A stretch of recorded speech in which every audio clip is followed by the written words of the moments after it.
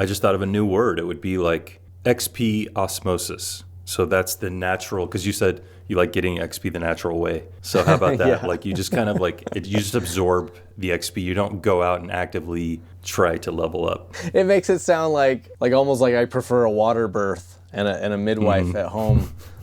You took that to a place I never imagined. I like getting XP the natural way. I get it now. Okay.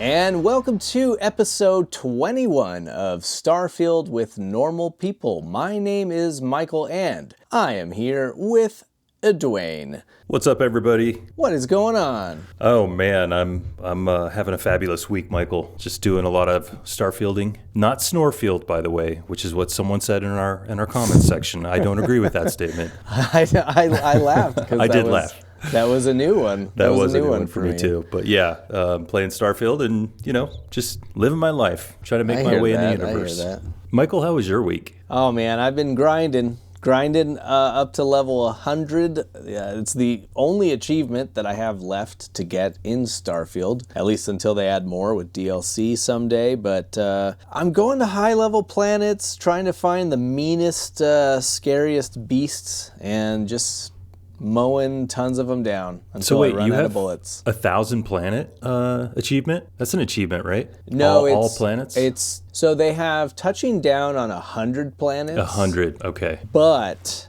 they also have, so that was pretty easy. But we said only 3% of players have it, so. Yeah, the harder one was that you had to visit every system in the galaxy.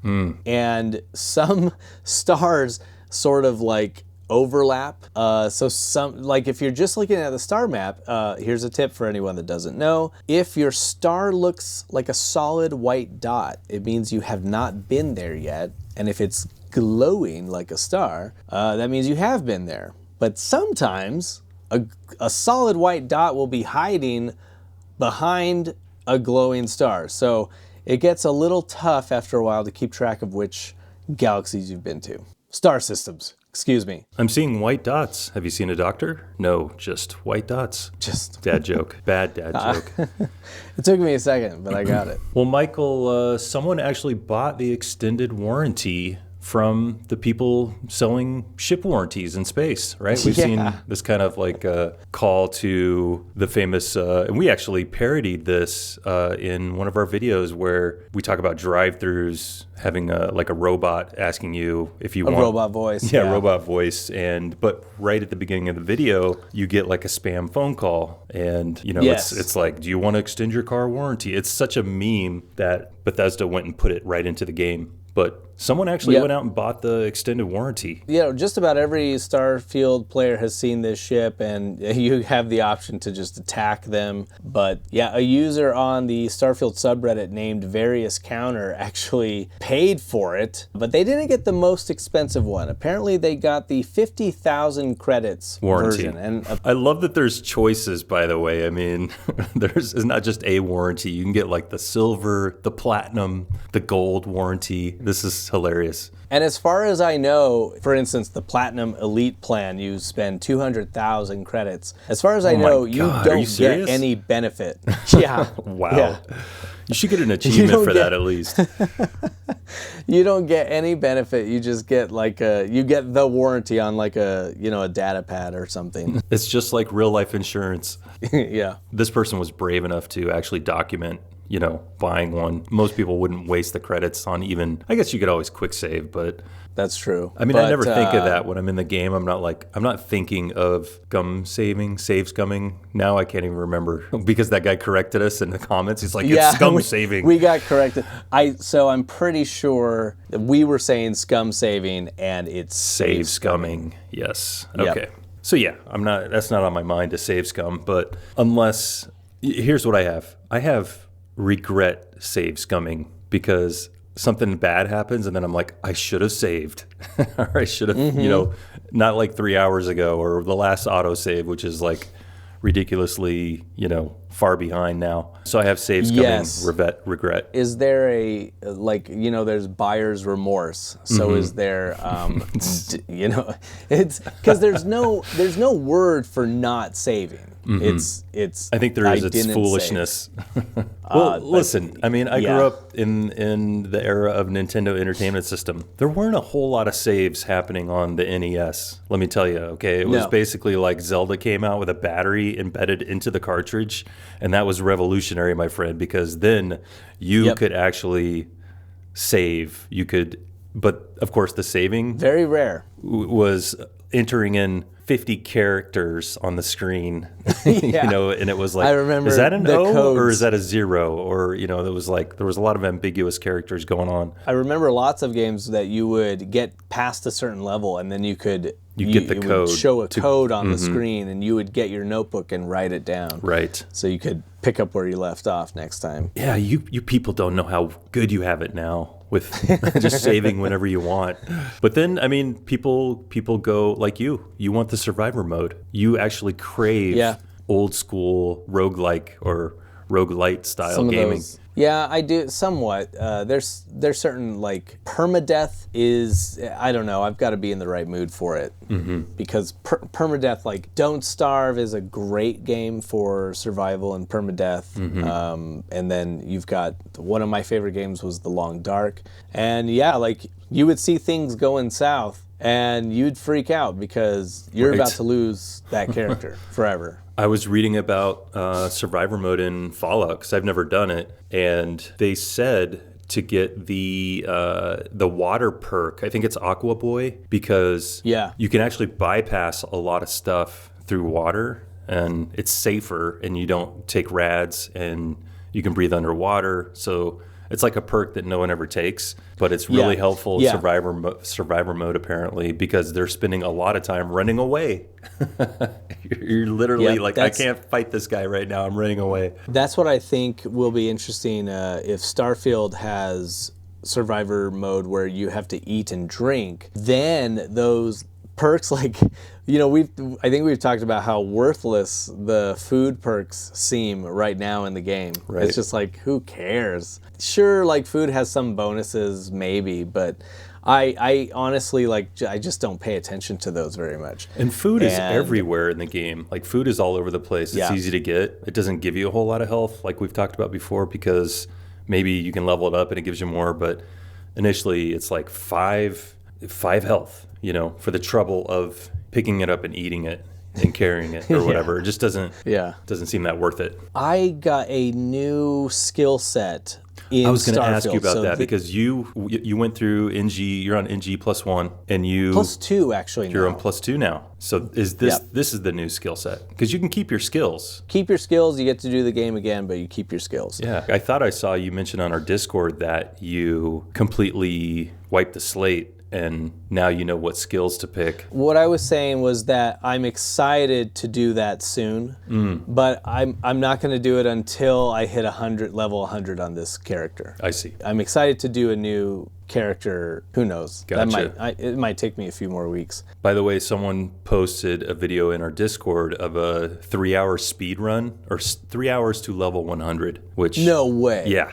I couldn't believe it. I was like, I need to... Were they crafting? I only got like the first third of the video. I figured they were just building stuff. I know that you can set up an outpost to give you certain materials, and then you grab those materials and you craft like 1,000 of whatevers. That sounds so boring. And it will get you...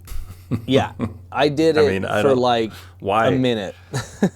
Like, I don't... And what's the advantage of being the next level? Unlocking the next skill, I guess, but another skill. Yeah, I do think about that because I vacillate between, I don't want to grind levels, I just want to play the game, have fun. I'll get the XP eventually. I'll get it naturally. Right. Then there are times where you're like, man, I would really like these next 4 skills, and when you're level 84 like I am, it takes a long time to get to the next level. That makes sense. So those types of things are tempting, but I haven't gotten to that point yet. I like going to a high-level planet and just, taking out a bunch of scary fauna. I just thought of a new word. It would be like XP osmosis. So that's the natural, because you said you like getting XP the natural way. So how about that? Yeah. Like you just kind of you just absorb the XP. You don't go out and actively try to level up. It makes it sound like almost like I prefer a water birth and a midwife at home. You took that to a place I never imagined. I like getting XP the natural way. I get it now. Okay. That makes sense. I was like, where are you going with this with this analogy? What else you got, Michael? Well, someone on the No Sodium Starfield subreddit by the name of... Wait, are they paying us? Because we have dropped their subreddit way too many times. Well, they better be linking our stuff in there. Well, I'll say this. There's a lot of people in the No Sodium... Do I sound salty? Yeah. I'm detecting some sodium. No, there's a lot of people in the No Sodium subreddit that are fans of the show. Absolutely. And I jest, but I appreciate that subreddit, absolutely. But I agree that they should pay us, obviously.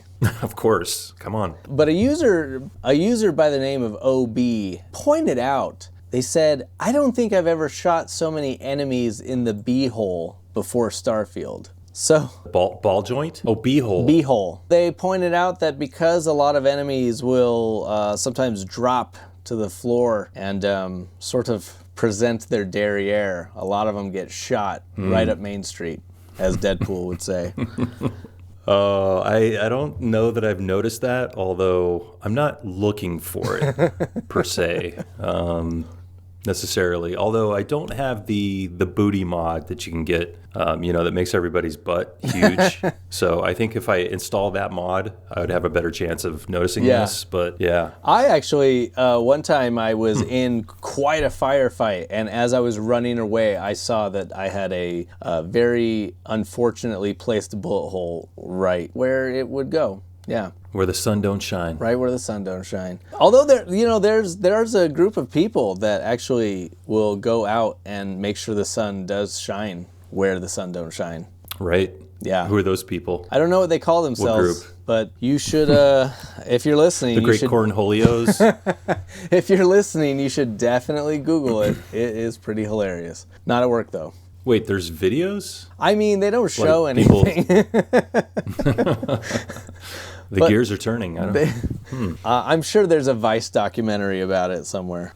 Right, Vox or something. Interesting. Wow. Okay. Well, that's good to know, I guess. Well, Duane, the next community item, actually, I really like this tip. This was from the Bob Todd. It's one of the many ways to get easy XP and credits. I'm always interested in these. But only if you have the Astrophysics skill, especially if it's all the way to rank 4. So this, right. Wait, what tier is that? Is that the second or third? Oh, it's tier 3. It is tier 3. There it is. Expert. So you probably have to be about level 25 before you can even unlock Astrophysics to start with. But, yeah. I mean, that's not that bad. As I was going through the game with this first character, it's still the same character I'm playing now, I definitely, I realized that I liked scanning planets, but I, wouldn't mind a faster way to do it. So I actually put a bunch of points into scanning and, botany and zoology. So I definitely did all that. And now I realize I'm in this grind to get to 100, and I have not been scanning planets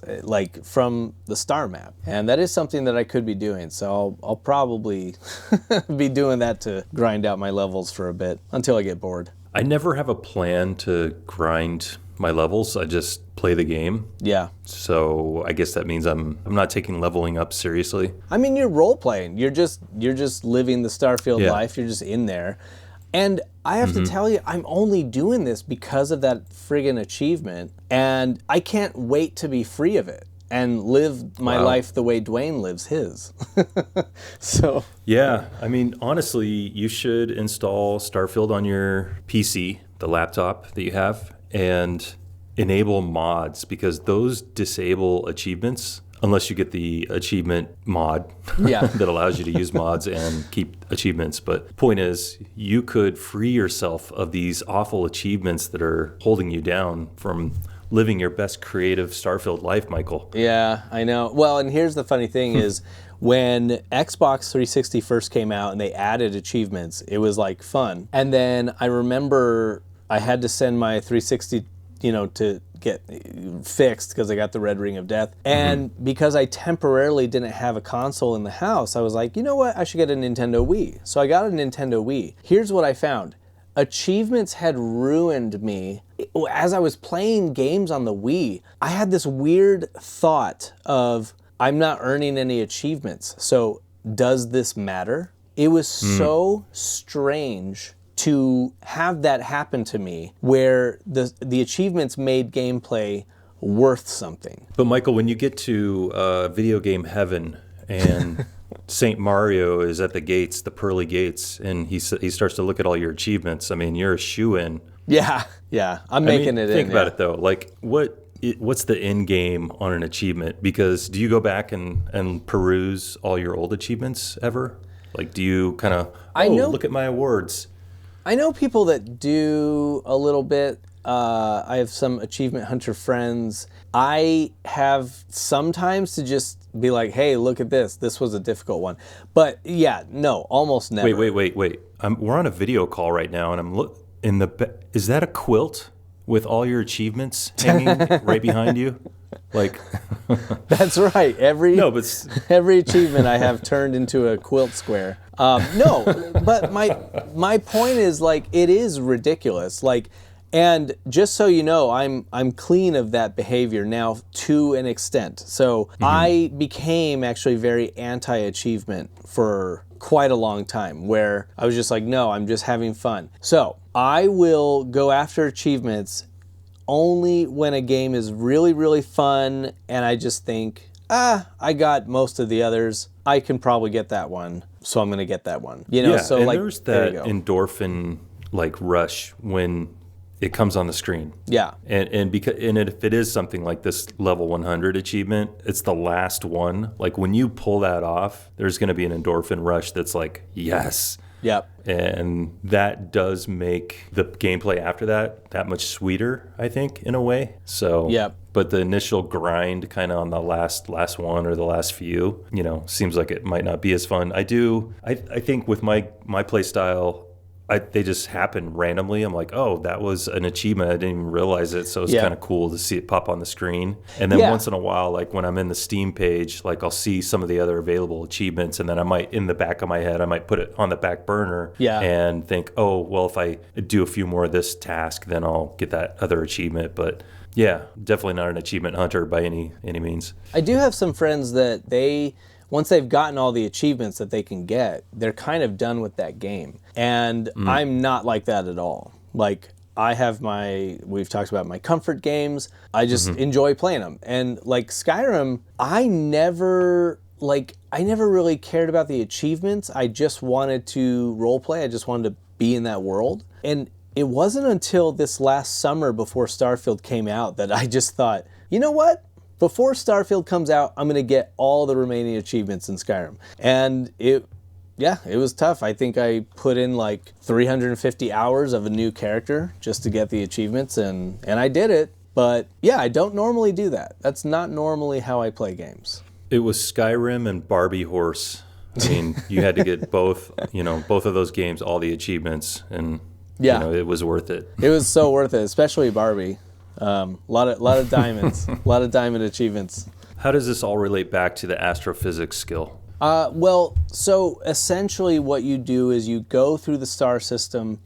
There are a lot of planets that, some of them you can't land on. So a gas giant you can't land on. So you just scan it and it's surveyed. So now that's not only XP that you've earned for fully scanning a planet, but in addition to that, you can then take the data and sell it. Like it gives you a data pad of that planet's information. So essentially, there's a lot of planets where you have to go down. You have to put boots on the ground and actually scan the animals, scan the plants. But yeah, if you just go star system to star system, and this is how I was making money for a while. You just scan all these planets, and quite a few of them will be, I think, ice giants, gas giants. There's asteroids sometimes that you can scan.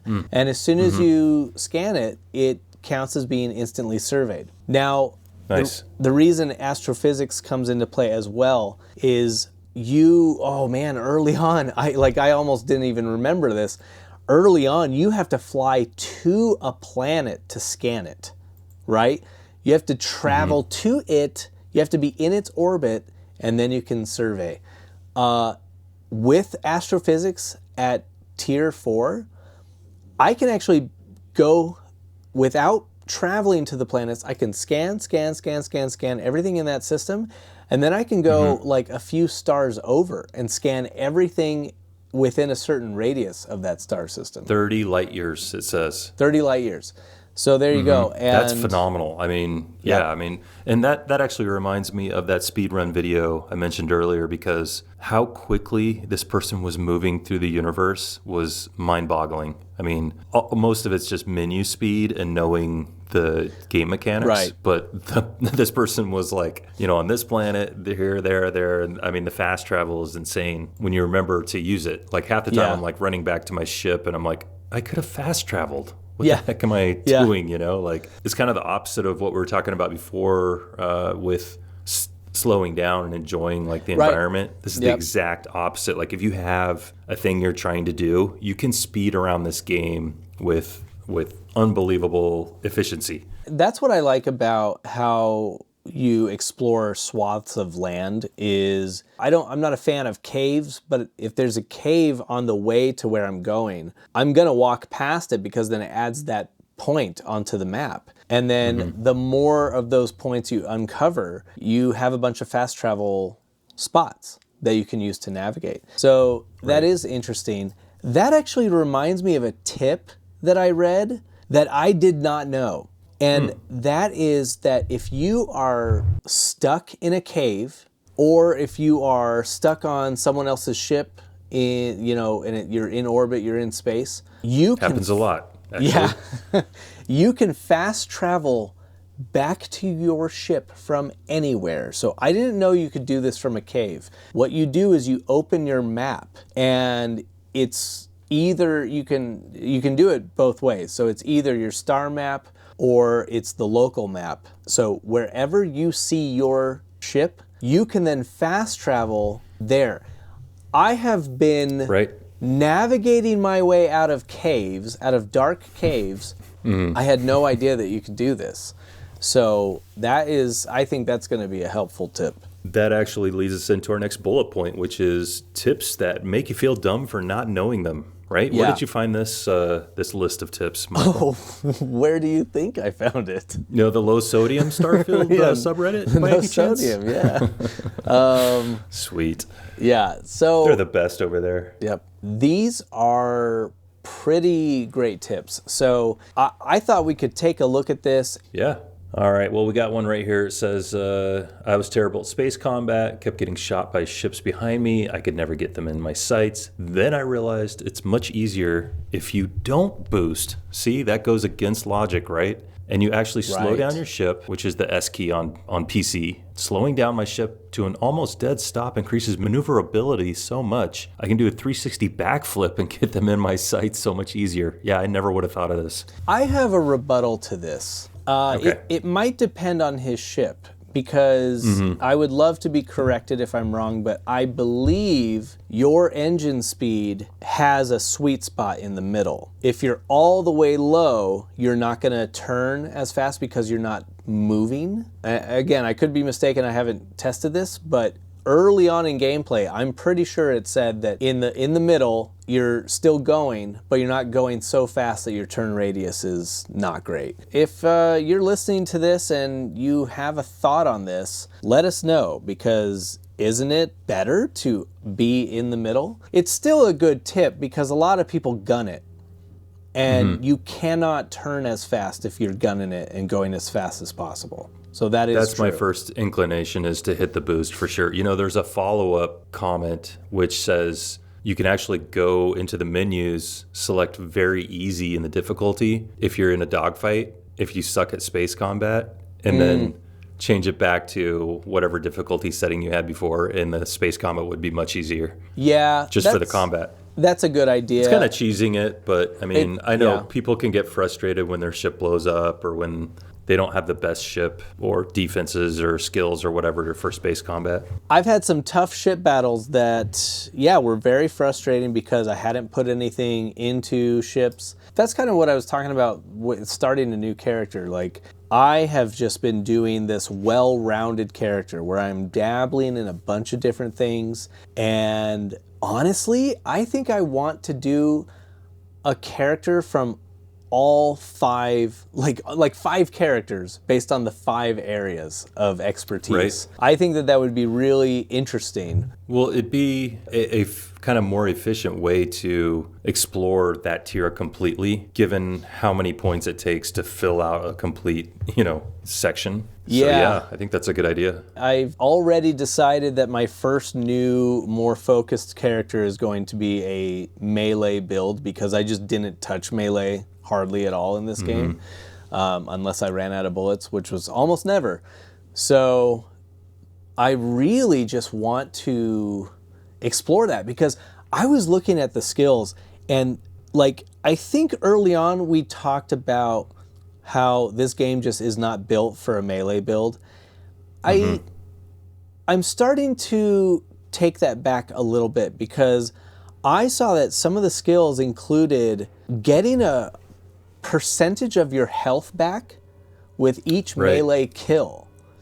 So if you put points into health regeneration and you're putting points into just essentially being hard to hit, I don't know if that's one of them, but just as an example, if you're putting it into these things where you're fast, you have a lot of health, and then you're killing people and getting your health back, I think it could be viable. I'm going to test it out. That's going to be my first new character. Yeah, I mean, that was the build that I went for, and then I quickly found out that it's not great for, well, maybe it is. I mean, it helped me a little bit, but I never used boxing early game. Right. So those points felt really wasted. No, you're right. I think that was our point, was that it was an impossible build to start with. They also have very few melee weapons in the game right now.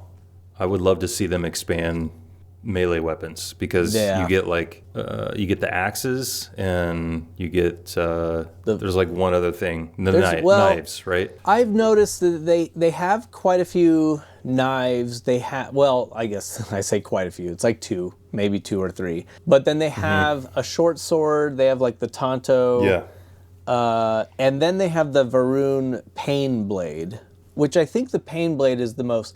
But also to your point, either you can't do any crafting whatsoever or the crafting's very minimal. It's one of those. Right. I want to say you can't do any crafting. You can find blades with bonuses. So you can find a legendary. Yeah, like the extended clip. The extended clip blade. So what other tips did they list here? Here's a quick one. The D-pad scrolls faster than the analog stick in every menu for you Xbox people. Yeah, so I have noticed left stick moves very slow. Maybe I haven't messed with D-pad, but I know that the combination of the bumpers and the stick or the D-pad, you can zip real fast between if you've got a bunch of things you're selling or buying and you want to, max it out or whatever. That's a fast way to do that. I will say there's a lot of these tips that I am seeing that I did know, so maybe I'm becoming a Starfield pro, and maybe I am allowed to have a podcast. There you go. You earned it, buddy. Oh, there's one I didn't know.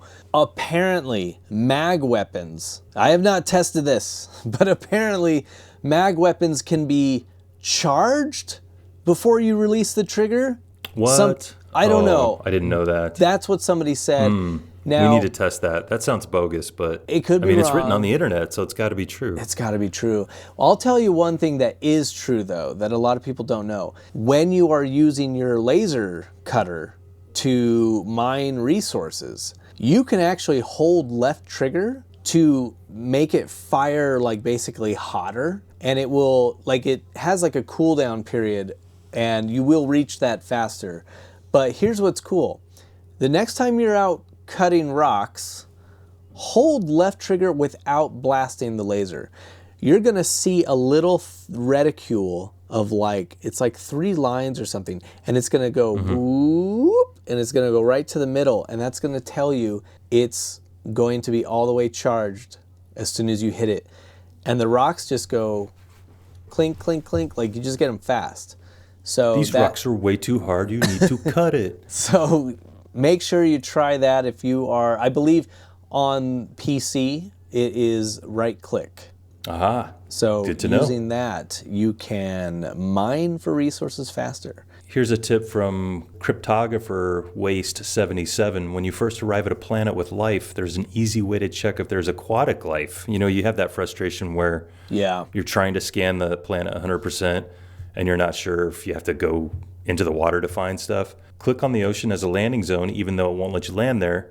If there's aquatic life, it will say 0% scanned. Yep. If there's not aquatic life, it won't even show a percentage at all. So you knew this one as well. Yep, this one I knew. You are a pro. But that is a really good one. Very good tip. Well, here's one I didn't know. Lasers are made of light and therefore can and will go through glass. If you're low on health and the enemies have laser weapons or turrets, be careful where you take cover. I was actually thinking the opposite. I was like, sometimes enemies are behind glass and they don't come out the door's locked, and you have to use like the unlock skill to open it. Well, if you could see them through the glass, pull out your laser weapon and pew pew. Wow. Yeah, I recently was in a base or something, and there was this big panel of glass. I tried to shoot someone just regular bullets, and I was like, there's like glass here. It's like bulletproof glass, which I guess makes sense. If you're making a lot of stuff out in space, that glass must be pretty strong. But yeah, I can't believe that a laser weapon will go through the glass. That's pretty cool. Okay, this is really interesting. Someone is saying that some map icons in a star system, I guess, will slightly pulse. So apparently, if they are slightly pulsing, it's because there is something to do in that area. So, like, if maybe it's a mission or it's an event or a random encounter, that's something I really want to watch for. Because now that I've played the game a lot, like, I really want to find, more of the random encounters. This weekend, I spent a ton of time, as you know. I was just searching for something called the abandoned mining platform. Right. I know you put that on our show notes for last week, and then you actually went and found it in between then and now. The story is kind of funny because I was, it was a chill Saturday morning, and I was just having my coffee and playing Starfield. And I was just going from planet to planet, and then I was like, maybe it's got to be high-level planet. And then I would look up information. Someone said, I think it has to be on ice planets. Were you drinking your coffee in a Starfield Adventure Club mug? Oh, I sure was. You better believe it. Of course. You better believe it. So I'm going around from planet to planet. I've spent hours on this. So finally, as I'm going to a icy volcanic planet, by the way, which is interesting, I post in our Discord server, and I said, guys, I'm looking for this POI. It's rare. I would appreciate any tips you have, if you have any. As soon as I posted that, I'm not kidding, my ship is landing on the planet. I didn't even have to look for it. Like, you know how in the animation of the ship landing, you'll see whatever's nearby? I was landing right next to one. It was the funniest thing. I was like, of course, like, after I'm begging for information, it's going to just show up. Let me explain what happened. So Todd Howard monitors our Discord, and he was able to send a quick little command to the Starfield server, which then quick patched your game you were landing. Oh, man, to that's make so it appear. Nice of him. So obviously, I mean, come on. Oh, man. Shout out to Todd. Thanks for hanging out in our Discord. So what would Todd Howard's Discord name be? It's probably Alduin. Right. That makes sense. I saw one today. It was actually in our Discord. It was that you can rename your guns. Did you know this? Oh, yeah. I think renaming weapons goes as far back as Skyrim. And then, but I actually don't remember if you could rename your guns in Fallout 4. You could, because I did. Okay. I found it was like a 357 Magnum PI gun. Oh, okay. So yeah, if you want to rename your gun in Starfield, you need to go to a weapon bench. But that's how Fallout is as well. You can rename it through the weapons bench. We'll tell you what, why don't we link this article in our show notes and people can peruse. There's like hundreds of tips in here. Yeah, there's tons. I think that's a great idea. So check the show notes. So I've been seeing this kind of talking point regurgitated a lot lately, which is modders are walking away from Starfield. They're quitting. Because the one story At least one about did. the guy, yeah, that one team or person who's doing the multiplayer mod said the game was trash or whatever. And Yeah. so now all modders are walking away. Well, the reality is that it's actually the number 12, Starfield is the number 12 ranked game for number of mods on Nexus. On Nexus. Already. That's insane. I saw 60,000 mods, I guess. Is that right? Yeah, Let me but click the article. 30,000 are thick booty mods. Wait, are you serious? No. I could totally believe that. Oh, man, I could totally believe that. It could be.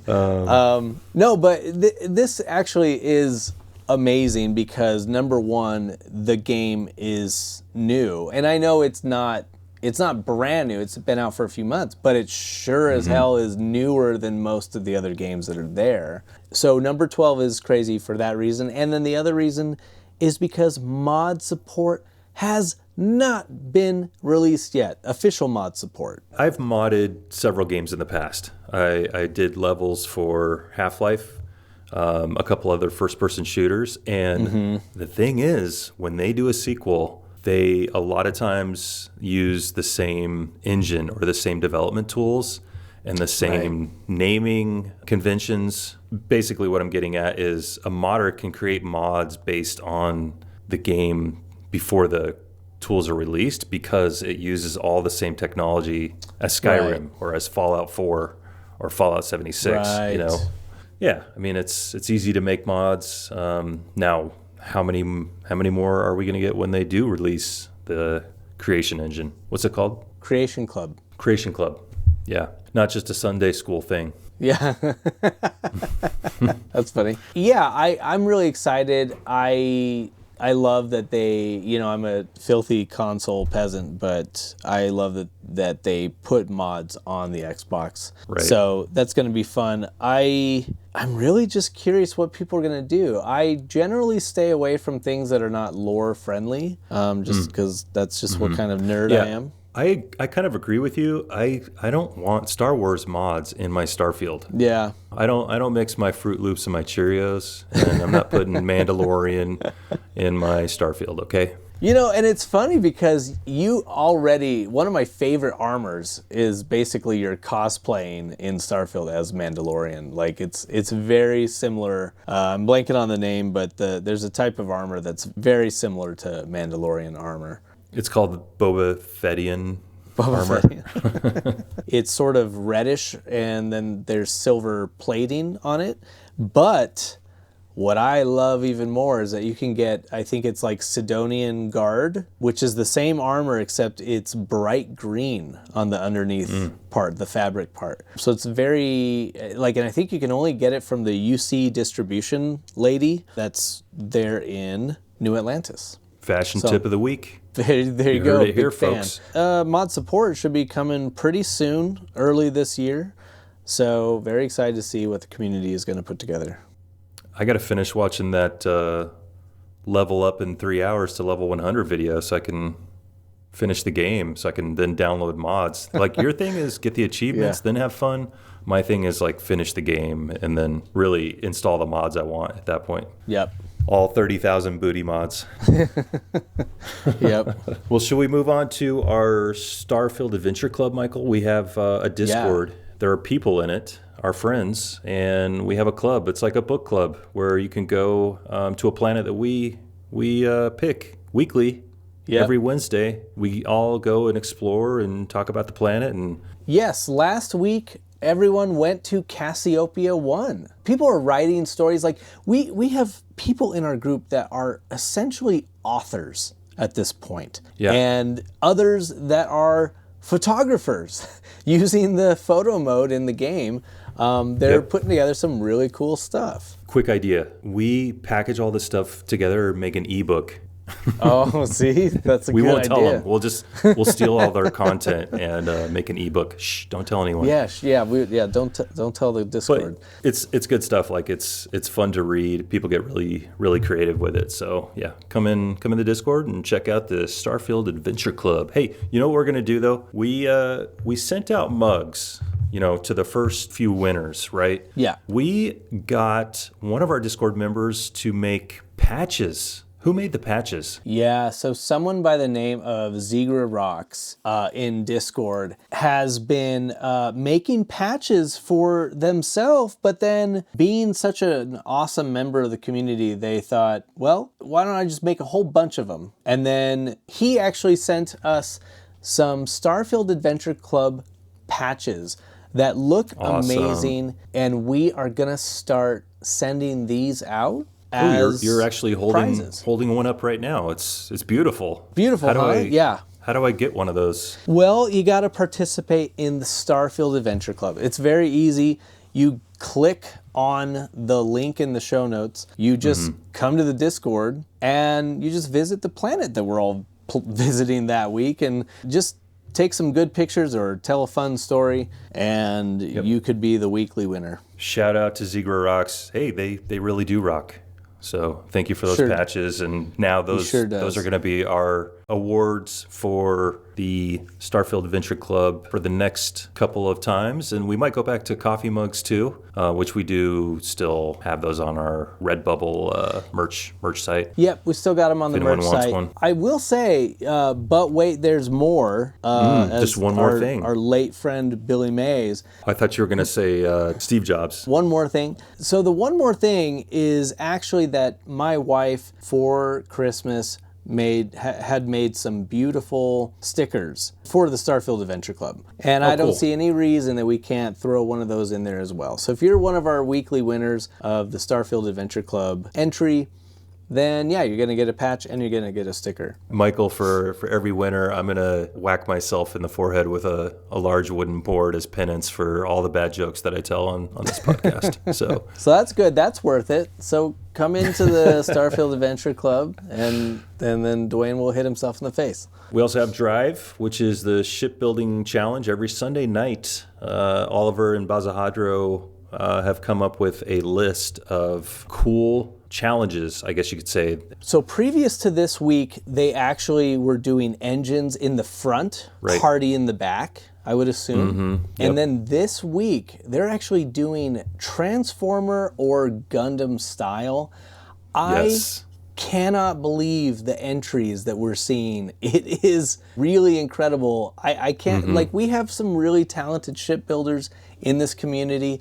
And if you like building ships, please click our Discord link and come add your ship to this collection. I had one rule: no GoBots, which most people don't even know what those were. But during the Transformers era, there was a cheap knockoff called the GoBot, and they were just so junky. And I mean, I'm probably going to get some hate from the GoBot Club of America. Yeah.